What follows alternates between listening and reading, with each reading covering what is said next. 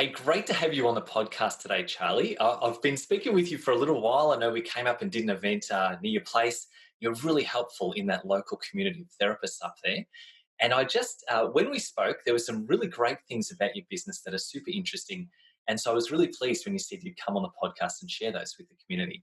So thank you very much. And I want to just start by getting you to share a little bit about what your business looks like right now and maybe why you do what you do. Okay. Well, my business is called Sylvania Massage Clinic. It focuses on remedial massage. Um, I learnt fairly early on that I had to find a way to be specific, to be unique. Not everybody wants to come and get a massage from a 63-year-old man. So I focused on remedial massage for necks and backs. So that's one of my key areas. I've done 4 additional in-service training courses on necks and backs Great. and common injuries with those. I also learnt that I had to find uh, some additional service offerings that other therapists don't do, and I learnt that if I did a course in nursing of some sort, it opened up a whole lot of opportunities for me in other areas. So I've done a certificate in nursing and patient care, and Ah, that's allowed me, first of all, to be allowed in to do lymphatic drainage training, because normally a massage therapist not allowed to do lymphatic drainage, or certainly in some of the courses here in Sydney, they they require you to be a nurse or a physiotherapist or somebody like that, somebody who's at least APRA registered, and of course massage therapists aren't.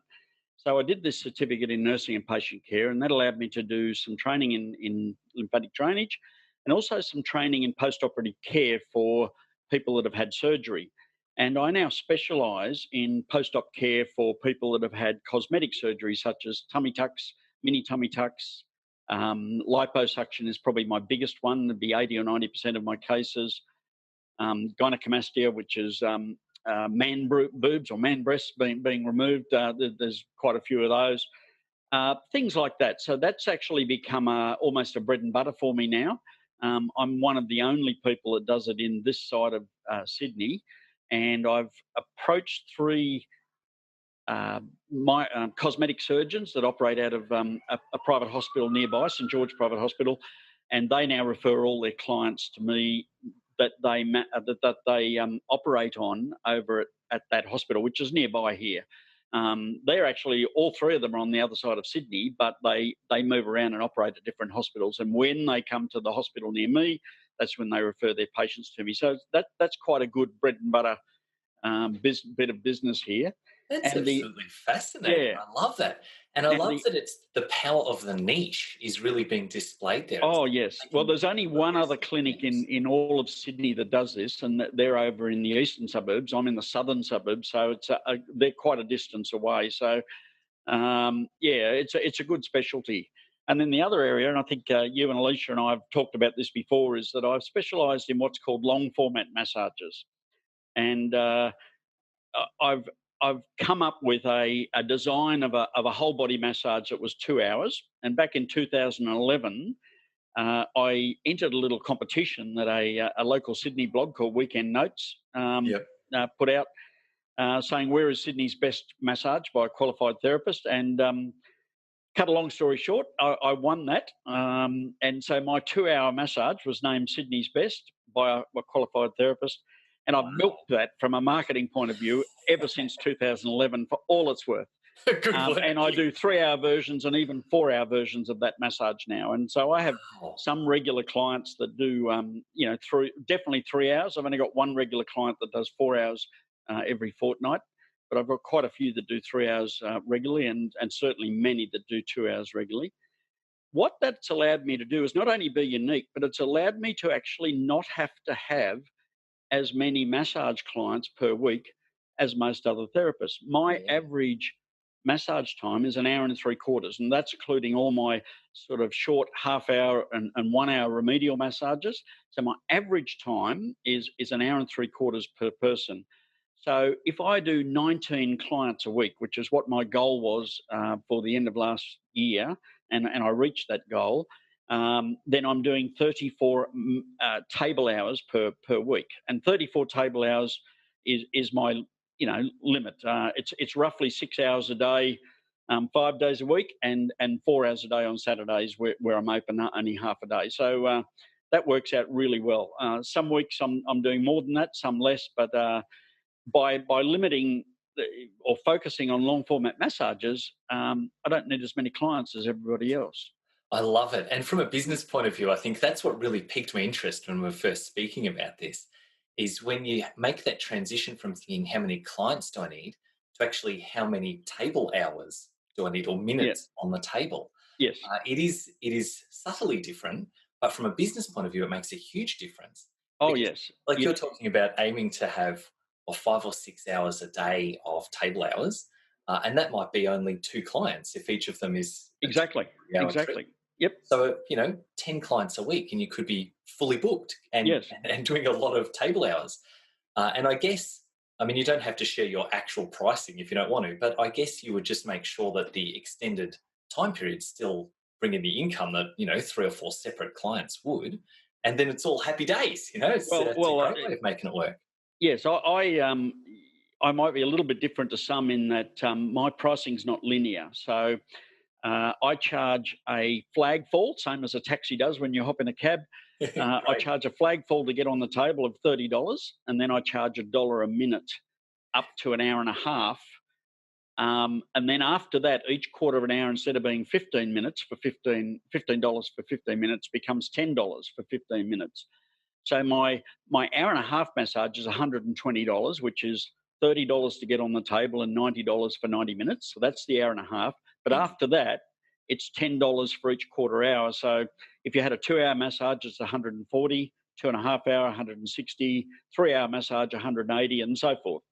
So if I get 3 2 hour massages in a day, then I've pulled $420. I only have two sets of towels that I have, three sets of towels, sorry, that I have to wash. Oh, yeah, of course. I've only got three sets of clients that I'm managing in that day, and I've had 6 hours table time. Yeah, absolutely fantastic. And the key is to coming up with a set of sequences for your massage that is not just boring and repetitive, and it's the same thing. And the person's sort of saying, "Why does he keep doing that?" You've got to have some unique things that you do in the massage, some unique sequences that just help you pad it out, so to speak.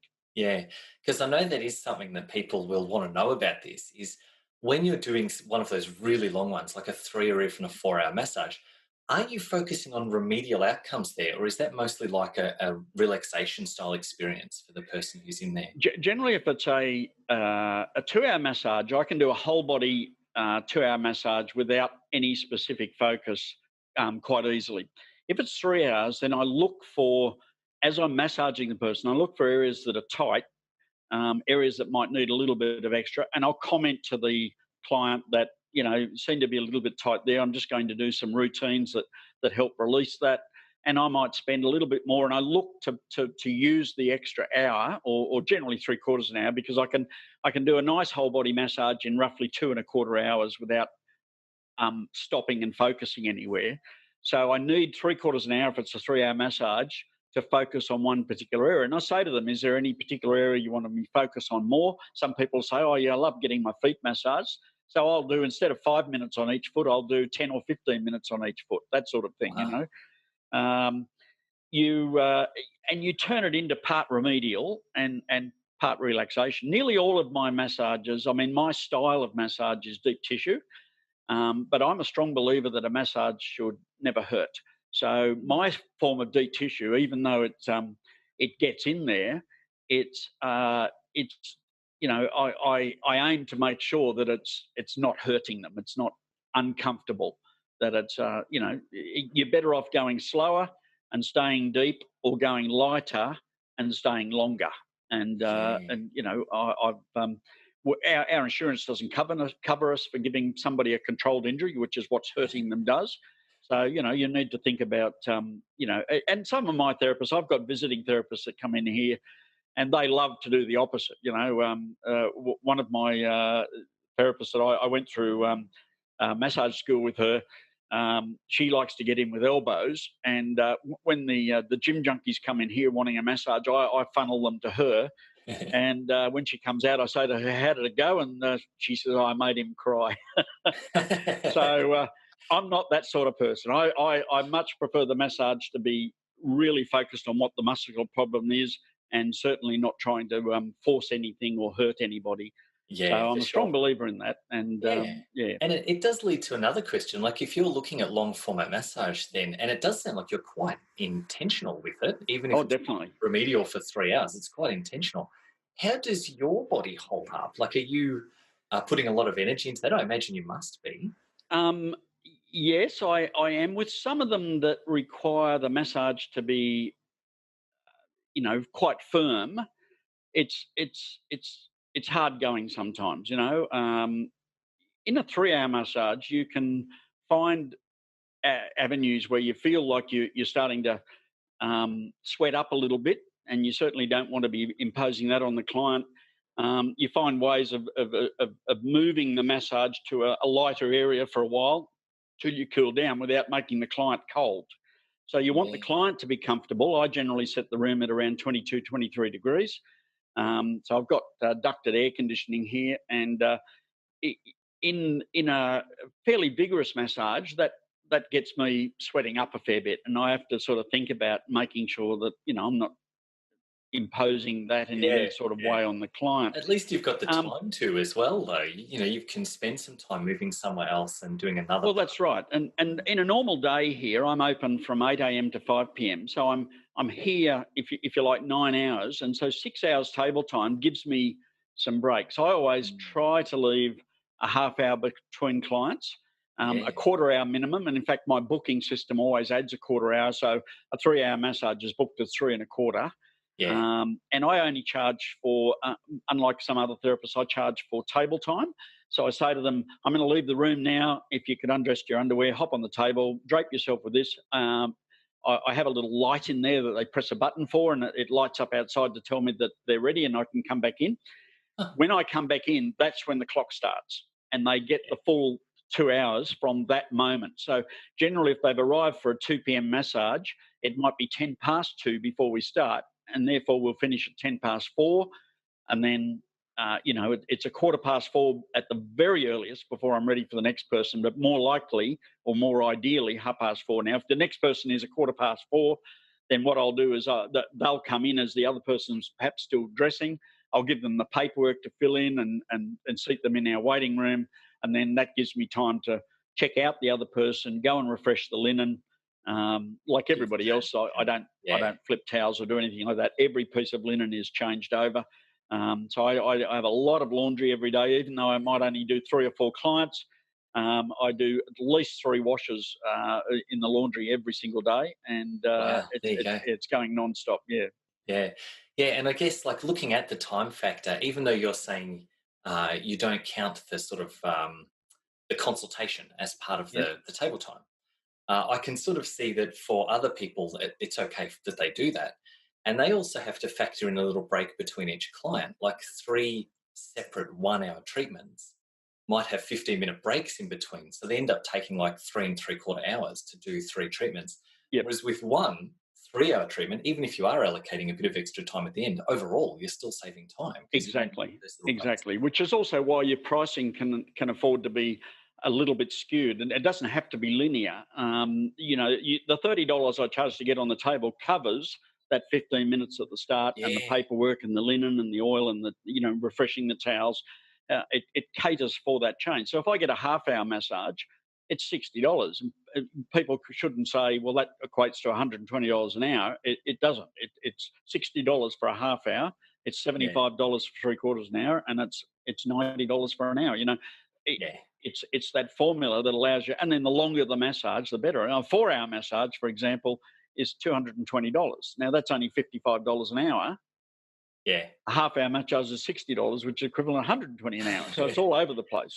That's right. And that's still quite often the case with people who even just have fairly, half hour, 1 hour, 90 Mm, minutes, whatever. It does end up being that way because of the breaks and all that kind of stuff. It makes yeah, sense. I want to just backtrack a little bit to a question that came to me earlier. you were talking about the other niche that you've got, which is working with people who've had surgery, Hmm. especially plastic surgery. And I was just wondering, do those two cross over? Like someone who comes in because they've got, I imagine, scar tissue or something that you might be working on, do they then book in for a 3-hour treatment for that? Or are these two separate kind of marketing things? They're separate marketing things, but what I do is if they've come to me for 3 or more sessions in their post-operative care thing, I offer them a free 2-hour massage at the 6-month mark after their surgery. So when Ah, you have cosmetic surgery, and let's just go into liposuction briefly, it's the main one. It's probably 4 out of every 5 of my cases. sure. With lipo, 3 weeks after your surgery, you are roughly, the swelling has started to go down, and you are roughly the same size you were just before your surgery. So Okay. people get frustrated when they've had lipo. They think, why haven't I gone down? Why is it sort of, and you've got to say to them, it's a 6-month process. The actual reduction in your size starts at the 3-week mark and ends at about the 26-week mark. And so, Wow. and the critical period for them to coming to see me is the first 3 weeks. So we check that the wounds are healing okay, that they're wearing their compression garment properly, that if there is any swelling, that we're showing them how to change that with this compression garment, or we're doing some lymphatic drainage to move that down. We're checking for any lumps, and I've got special ultrasound equipment that breaks up lumps. So all of that sort of thing happens in the first 3 weeks, and then they finish with me. And after 3 weeks is over, I give them a little fact sheet that explains that this is now a long process and Yeah. that they've got to wait full 6 months. And then to get them back, I offer them a free 2-hour massage in 6 months' time. How And fantastic. yeah, Perfect and transition, isn't it? It's it is, yeah. essentially that if they're ready for it, that's great. Yeah, and that's my standard sort of 2 hour. And now by this stage, they've seen me anywhere from sort of 3 to 9 times in that 3 weeks. A lot of them come to me that have had surgery outside of the country. So if they've Mhm. had surgery in South America, it's often not very good. It's often a bit of a, I won't say it's a botch job, it'd be unfair, but it's a little old fashioned. Perhaps they haven't used the newer laser cannulas, they've used the old mechanical cannulas, and their bruising is far worse. They've also endured a flight home from it that's taken its toll. Yeah. And they end up needing to see me sort of anywhere from 6 to 9 times. The price they've paid is obviously a lot cheaper. Mm. Including the flight, they probably paid easily half of what they would have paid had they had it done in Sydney. But the job's not as good. Yeah. Having said that, there's quite a few that have it in Southeast Asia, like Vietnam or Taiwan, Korea, and they're pretty good. The surgeries from those aren't too bad. Again, it's more the flight. If you're sitting in a seat for 10 or 14 hours and you've had surgery, you need to be able to move around a little bit. You need to be able to sort of have that trauma, uh, opened up to being able to be flushed. And by sitting in a seat for so long, it's similar to deep vein thrombosis. You're stuck there for a long time, and it's not good for the result of the post operative period. So yeah, I try to funnel them into my long format massages afterwards by offering a free 2-hour massage at the 6-month mark. So the surgery's over. They come back to me. Now you're finally at the point where you should be. Um, a lot of Yeah. people also have expectations that this is the end of it. That lipo once sort of thing, and they don't change their lifestyle very much. Um, People have to remember that liposuction only addresses subcutaneous fat, not visceral fat. And visceral fat's the bad stuff, the stuff that wraps around your organs. There's no form of cosmetic surgery to get rid of that. It's just diet and exercise. So it's very similar to, think the other form of service I do here is ultrasound fat cavitation. Same thing. It only addresses subcutaneous fat, which is the fat that you can pinch. The fat Yeah. Yeah. that's on just under the Under the skin. skin. Yeah, Yeah. Yeah. Wow. And yeah. I'm learning so much from this, even beyond just massage. This is absolutely fascinating. I want to just like coming back to the business side of it. You're obviously you've got a couple of different services there, a couple of different niches, and you've done really, Yep. really well to get that out there and be showing yourself to be a leader in that field. That's what niching does. It's great to be able to do that. I can see that right now your business is working really well. And it sounds like you haven't actually been running this for that long in the big scheme of things, that you've entered this after another career. What would you say was, when you were setting up this business, what was the biggest challenge for you at that time? Uh, I did a little bit of homework on this. Oh, great. I I set up a business here 5 years ago called Platinum Medispa. Now, I came into a clinic or of sorts. It had sort of very rudimentary um, petition rooms and things like that. And I had an inheritance from my mother that I used to completely refurbish this place. So I put a substantial amount of money into this clinic, Mm, well over $250,000, and I built a clinic with 7 rooms, um, all completely separate, all with a sink, all with a hot towel cabinet, all with Sonos, all air conditioned, all with a cupboard with everything you could need. fabulous. And I, because the business ahead of me here had been here for 7 years, and it was beauty, acupuncture, and massage.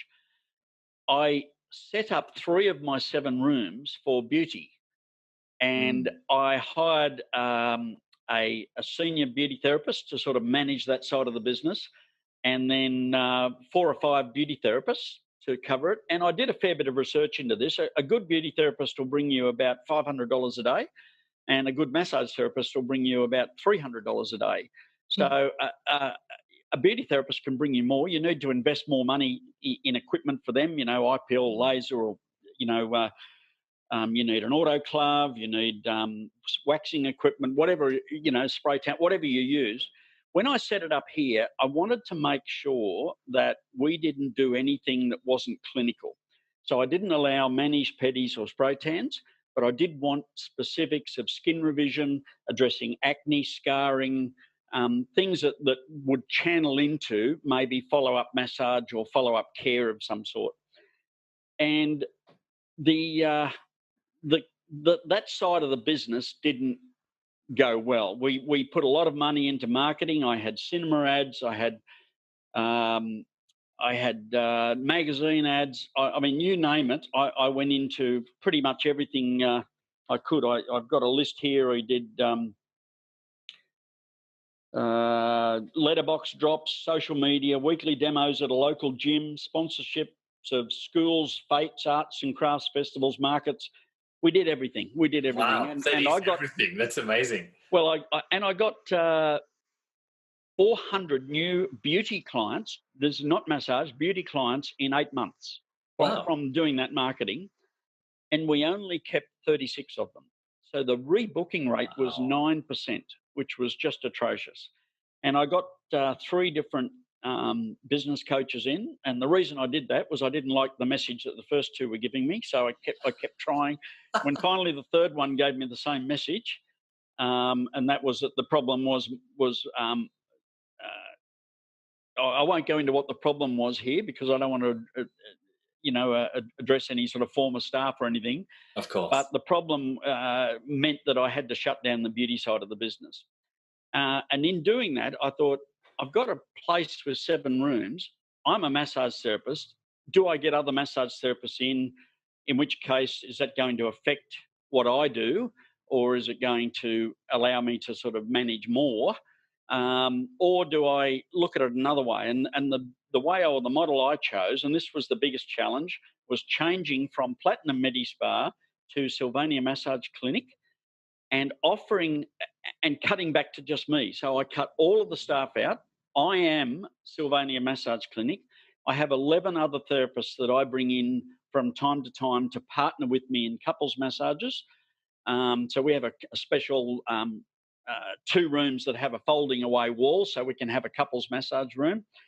And also caters for those clients that want a female only therapist or somebody specialist in prenatal. I bring in the girls for that reason, but I'm it when it comes to Sylvania Massage Clinic. Those people all work at other clinics, in some cases 3 or 4 other clinics, Yeah. and so they often need 3 or 4 days notice from me in order to come in and treat a client. So it's not something I can, if somebody walked in the door and said, have you got another therapist other than yourself? I'd say no. Um, Yeah, yeah. but So uh, what the, do you do the with the other rooms then? Do you have just like I five rent or them six? out. No, I rent them Ah, out. So okay, I've great. turned it from being my own clinic to being a set of serviced rooms. Yeah, So now beautiful. I rent the rooms to other therapists. So I've got a Reiki practitioner. She comes in every now and then. I've got a Botox lady who comes in and does fillers and Botox, and she's a nurse that comes in once a week. I've got a guy that does scanner therapy. So it's sort of in his mind the next level up from the old TENS machine that physiotherapists use. I've even got an event planner that rents a room off me. So not even somebody in the health profession, but he rents a room off me, and plans events and does marketing from up there. So I rent these rooms to a whole lot of other people, and I'm it with Sylvania. I Yeah. keep 2 of the rooms myself, and that's it. Yeah, that's Um, fantastic. and And just one other thing I wanted to mention is that the couples room is 2 rooms that become the couples room is what I use. yeah. And I found one very unique way of using that room, and that is in school holidays. I turn one room into a movie lounge with the wall folded open so that it's Ah. set up, but second table out, and mums and their kids come in.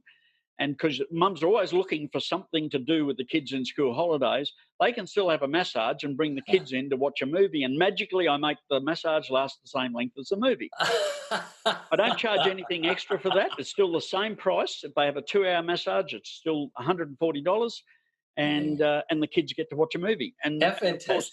yeah, I and love that. it's generally, well, not generally, every single case has been the kids are aged from 2 to 12 only. And a lot of the kids, particularly the young girls, like to help me. So I teach them how to massage mum's feet while I'm doing Wow. the rest of the massage, and they love it, absolutely love it. So What a even if great the experience. movie's on, 2 or 3 of the kids might be watching a movie and one might be helping me. Yeah. So And I yeah, bet the mums love that too. They're like, they hey, do. we've got a movie on. You can come. Just the feet, kids. Come on.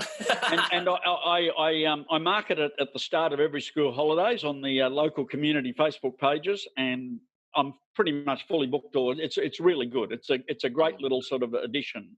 Yeah. That yeah, I I'm hearing over and over again, Charlie, the kind of the motivation that you have to find things that are really unique and interesting and fulfilling a need in what your clients are there for in a way that maybe other people aren't, or that just has a bit of that spark, a bit of that like, oh, people are going to pay attention to that.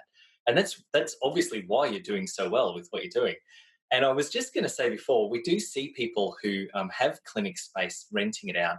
It's a fairly normal thing to happen in the industry. And just for people who might be sort of thinking about how that works, it can be really good for cash flow. yep, Usually, if you've got someone renting, they'll pay you rent every week, right? It's much better cash flow, but it's normally lower profit than it would be if you were actually like if you had a clinic with 7 rooms filled with your own staff. That's a quite a massive business actually. 7 rooms is pretty big, and you'd probably make more money, but it's much riskier. And like you've experienced yourself, there's sometimes things work, sometimes they don't. There's a lot more risk there. Whereas rent, much more stable, lower income, but it's good to have a mix of the two if you can. That's great. yeah, and you're not having to manage staff. You're not having to organise Yeah, super. You're not so having to. much easier. Exactly, exactly. It's been, I love the way it's set up now. I love the way it seems to work. And the people that do rent do pay my rent. So basically, I've got a 7-room clinic for free. How Um, great is that? Yeah, yeah, exactly. and Perfect. I'm on a nice long lease, a 3+3 lease that I keep going renewing every 3. So it's always at least 3 ahead, Yeah. and it's going really well. Yeah. Everybody wins. Yeah. Sounds Everybody wins, and my rent's paid for because people use the other rooms. That's it. So I've basically got 2 rooms for nothing. That good. and a little bit more, that Yeah. I can sort of use for other things. So And yeah, you're running a great business out of that as well. It's fantastic. What about like if someone is earlier on in their journey? Because we do have a lot of people who will listen to this podcast who aren't in a place where they're running 7 rooms in a clinic, that kind of stuff. They might be just starting out. But for you, as someone who's been there, done that for a while, running a great business in a whole lot of different areas, what would you say is your biggest piece of advice or your best advice for someone who's just starting out? okay. I didn't buy or move into this clinic from the word go. So I ran a business out of home for 5 years before I gave up my day job, so to speak. So I massaged at night and on weekends, and did my early certificates in all of that. I didn't do my diploma until I'd gone full time, but I did all my other Cert 4 and other certificates. And when I got to 5 year mark, I had around about just over 500 clients on my books, who I could say had been more than once. And um, I got an inheritance from my mother, and decided to sort of move out and build this clinic. For somebody that's starting out, the first thing to do is to network with others. Now, I joined a networking group called BNI. BNI works in some chapters and it doesn't work in others. I was very fortunate in the first chapter I joined. Um, it became within 6 months, just over 50% of my business was coming from referrals within that networking group. Wow, that's Um, great. Yeah, what a uh, good result. yeah, and I joined later chapters where that result wasn't as good, and I pulled out. But you need to network. You need to get to know other people. You need to get to know other. I found it key to get to know other therapists or other modalities. So I look for example for a physiotherapist that I can refer two hard cases to, or a Mm. chiropractor, or an osteopath. And I've got, in each of those three cases, I've got people who I specifically refer clients to for specific reasons. If it's muscular related, it generally goes to the physio. If it's nerve related, it'll generally go to the chiro. And then there are specifics to do with body systems that go to the osteo. So uh, I looked for those referral opportunities. I've also got a naturopath that I refer, degree qualified naturopath. So in those days when you did a naturopath degree, you had to do a DRM as well. So she's got a diploma of remedial massage, Huh. but she's a specialist in gut health. And so people that come in with problems with bloating or gut health, I say, here's the lady you want to go and see, and she in turn refers people to me. Getting your referral networks going is really good. My linking up with those three cosmetic surgeons was certainly worthwhile. It's hard when you're starting out. It's daunting to have to think about, how do I walk into somebody's surgery or somebody's clinic and say, hey, I'm a massage therapist, would you like to have some cooperative referral arrangements? So I found the best way to do it was to go and network. Nobody likes what's called a hunter. Nobody likes somebody who goes out there just for themselves. You have to go out there and you have to network, and you have to network for their benefit, not yours, because Mm. it becomes yours later on. If you do something for somebody else and refer people to somebody else, all of a sudden you'll find clients start coming to you without you having to ask. If you're a hunter and you go there and you say, look, I want clients, and you're going to refer your clients to me, they'll write a note on their private pages saying, definitely don't go near that person. Don't So even talk to that bloke. Don't let yeah. him in the clinic again. So I would say, I wrote some notes here. I said, be specific with your marketing. Um, Yeah. I did an early marketing course for half a day, and one of the things that I learnt from that was you can't be a generalist. And if you think about it in the medical field, doctors who are GPs, you can go and see today, tomorrow. You can probably at least get an appointment within 2 or 3 days. But doctors who are specialists, you might have to wait 2 or 3 months, sometimes a lot longer to get in to see. So they are popular because they're specialists. And so be specific about what you're marketing to. I market from a remedial point of view specifically for necks and backs. And Mm. I've done additional training in neck and back problems to make me a unique service provider, offerer, if you like, for that area. Be a specialist. So get your skills in those specialist areas. Be unique with your services. So my long format massages, nobody else was doing them. My Mm. post-operative care, nobody else was doing it. Now I had to still go and do my certificate in nursing and patient care, and then do my lymphatic drainage training. And so it wasn't, but it was something I planned for. I said, right, if I want to be unique, I have to go and do these two things. And it took me a year to do those, but I did it, and now it's paying off. It's become bread and butter. And the other one was be known. In other words, network. And I always say that the massage therapist who's down the road from you is not your enemy. They're not your competitor. You need to learn to greet them and meet them and network with them and get to know them. And this is how, for example, one of the other specialists in my area here in the Shire is the Bellflowers Clinic. And I'll often refer clients to that clinic if they come in and say, look, I'm after a prenatal massage, but prefer a female therapist. I'll say, here's the clinic you need to go and see. Go and see Belle. She'll look after you.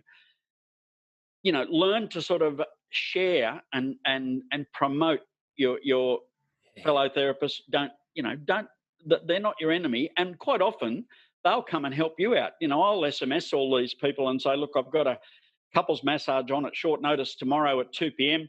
Is anyone available to come in and partner with me? And I'll get a whole lot of SMSs back, saying I can do it. These are people that allegedly are my competitors, but no, they're not. I love that attitude of team, because it is such a powerful spirit to be able to have there that really does connect and make people want to work with you and around you in a positive way. And what you don't even know is how much that reputation spreads itself around as well. Yes. Like, even if someone at, for example, Belle's clinic, I don't know, they're talking about something and someone says, oh, what do you think of Charlie? She's always going to go, oh, he's a ripper bloke, he's great. Well, let me tell you, do you know that we've never met? We've talked on the phone many times. We've talked on the phone. We're connected on Facebook, but we've never actually met. Well, there you go. Yeah. But she's going to be like, oh, I've never met him, but he's a nice guy. And that kind of building of reputation is really, really powerful and important. And it is also something where if you can partner with people who aren't other massage therapists, like you were mentioning earlier, that's a really natural win-win. Because they've obviously got gaps in their treatment protocols. They've got things that they see that are like, oh, a remedial massage therapist is going to suit that better than what I can as a physio or an OT or whatever it happens to be. So then it's natural for them to refer. You are actually helping them by providing that service to their client. And that's ultimately the win-win that we want whenever we're networking with people, is that everybody wins there. You, the referrer, and the referee, the actual client, gets a better outcome as well. Yes. And that's when teamwork is just so absolutely brilliant for getting outcomes. Yeah. The only other bit of advice I would give somebody new is you're trained as a therapist, but you have to learn to market yourself. And you're not an expert in that. You never will be. You need people that can help you do that, help you understand how to do that. And, I've done a half-day course with another company. I've been to two of the Massage Champions sessions, the book launch and the Facebook Live course. And, I joined the Massage Business Support Network that you guys run because I see lots and lots of marketing tips and ideas and opportunities there.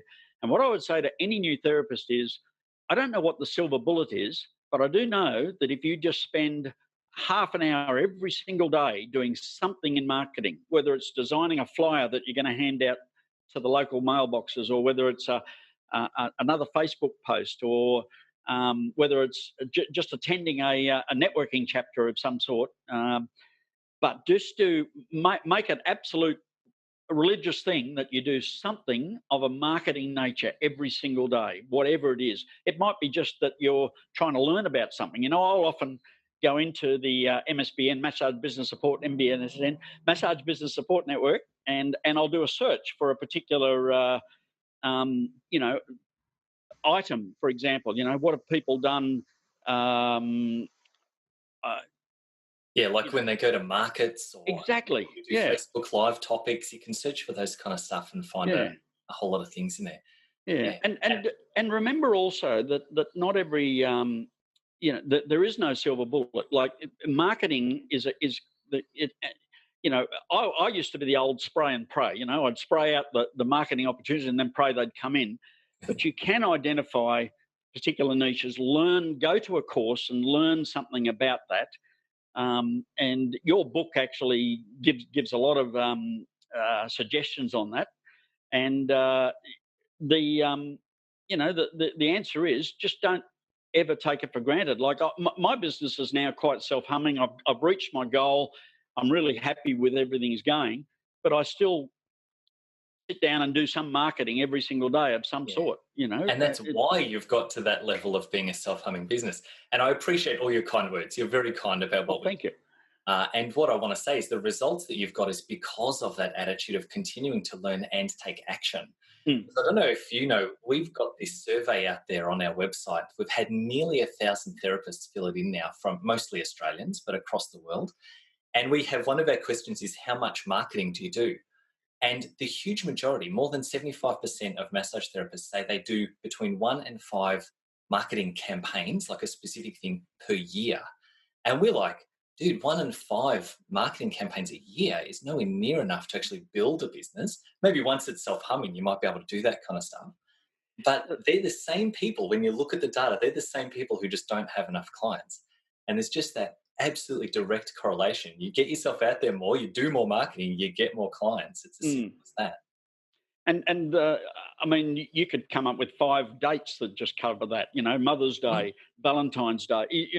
Those sort of things would cover 5 campaigns without Yeah. even thinking about all of the That's other right. opportunities. Well, we tell people when you're building, do 1 to 5 a week. That's what you Yeah. should be doing. Get out there, get on Facebook, get it out into networking, whatever it happens to look like, Yeah. doesn't matter. And But exactly what it's not enjoyable. I don't enjoy doing it, but I make it a I do. chore every single day. Yeah. Might be a chore, Well, but it's the same with laundry. Therapists don't enjoy doing laundry, but Yeah. you have to do it every day. You have to do your marketing every day, and if you don't, you won't be in business for very long. That's Yeah, that's yeah. it. That's The other thing is, when I started, I also walked around several other clinics and beauty salons and just offered myself as a remedial therapist. And so I would be on for 4 hours at a clinic once a fortnight, and then another clinic another fortnight, and then another one. And so there were probably 7 or 8 salons and clinics around the Shire and the St George area of Sydney that I was working as a remedial therapist as well as out of home before I built this clinic. Yeah. So I got known simply by spreading myself around a little bit. Now, Yeah. quite a few of my 11 therapists that come in here are in the same boat now. I've encouraged them. I said, go out and offer yourself to beauty clinics as a remedial therapist. You'll find that they'll give you some work. And I was booked up for 4 hours at most of them every fortnight. Yeah, that's and I amazing. wouldn't make it any more frequent than that. It'd be once a fortnight for a half day. And the clinic enjoyed that too. It gave them time to sort of offer you and build up. And then, the deal generally with them was that I got 60% and they got 40%, and they provided everything. They provided the table, the oil, the linen. I just turned up, massaged their clients, and got 60% of whatever they charged. Yeah. And it's a great way for you to get out there and get your face known, is what you're saying. But it's also a great way just to see how different businesses run. If you're looking to create your own business, I'm a huge believer in just getting experience by not just going in and doing the hands on backs work, but while you're there, just look around, look at what's working for them, how they talk to their clients, all the practical, tactical stuff that happens in the clinic, as well as all the marketing and all the other stuff that's going on behind the scenes. Yep. Yeah, it was totally a fantastic way to prepare yourself for starting business. We've got to finish up, Charlie. We've been talking for ages. Thank you so much for sharing so much of your story. My pleasure. It's absolutely fascinating. You've got some great tidbits there for our audience to absolutely dive into it and love. And yeah, well done on creating what you have so far. I can't wait to see what happens next for you. I'm loving it. Like I said, I'm 63, so this is probably only another 5 years, and then I'll sort of melt away somewhere. Beautiful. Well, you're creating a fantastic thing there to maybe leave as a legacy for someone else. Who knows? Cheers. All right. I love it. Okay. See you later.